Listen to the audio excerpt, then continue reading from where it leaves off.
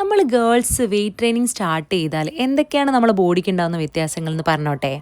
Weight training ചെയ്ത muscle വെക്കും, ആൺപിള്ളേരെ പോലെ ആകുമെന്നൊരു മിത്ത് ഇപ്പോഴും പലരുടെയും മനസ്സിലുണ്ടല്ലേ. അപ്പോൾ ആ ധാരണയാണ് ആദ്യം മാറ്റേണ്ടത്. അപ്പോൾ നമ്മൾ വെയ്റ്റ് ട്രെയിനിങ് സ്റ്റാർട്ട് ചെയ്താൽ നമ്മൾ ഇൻസുലിൻ സെൻസിറ്റിവിറ്റി ബെറ്റർ ആകും. അതുകൊണ്ട് തന്നെ better energy plus better skin കിട്ടാൻ ഹെൽപ്പാകും. സ്ട്രെസ് ഹോർമോൺസ് റെഗുലേറ്റ് ചെയ്യാൻ ഹെൽപ്പ് ചെയ്യും.